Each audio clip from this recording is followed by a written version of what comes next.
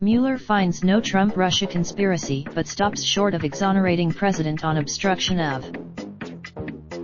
Breaking news. This is a developing story. The New York Times, Washington. The investigation led by Robert S. Mueller III found that neither President Trump nor any of his aides conspired or coordinated with the Russian government's 2016 election interference, according to made public on Sunday by Attorney General William P. Barr. The summary also said that the special counsel's team lacked sufficient evidence to establish that President Trump illegally obstructed justice, but added that Mr. Mueller's team stopped short of exonerating Mr. Trump. While this report does not conclude that the president committed a crime, it also does not exonerate him, Mr. Barr quoted Mr. Mueller as writing. Read, end. Mr. Barr delivered the summary of the special counsel's finding to Congress on Sunday afternoon, just days after the conclusion of a sprawling investigation into Russia's attempts to sabotage the 2016 election and whether President Trump or any of his associates conspired with Moscow's interference. But congressional Democrats have demanded more, and the release of the key findings could be just the beginning of between Congress and the Justice Department about whether Mr. Mueller's full report will be made public.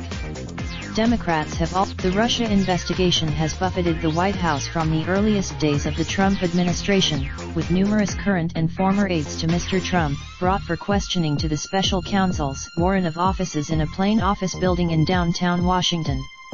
FBI agents fanned out across the nation and traveled to numerous foreign countries. Witnesses were ultimately, a half-dozen former Trump aides, most for conspiracy or lying to investigators. 25 The report will bring closure for some who have obsessed over the myriad threads of a Byzantine investigation. A cottage industry. How many minds it changes is another matter.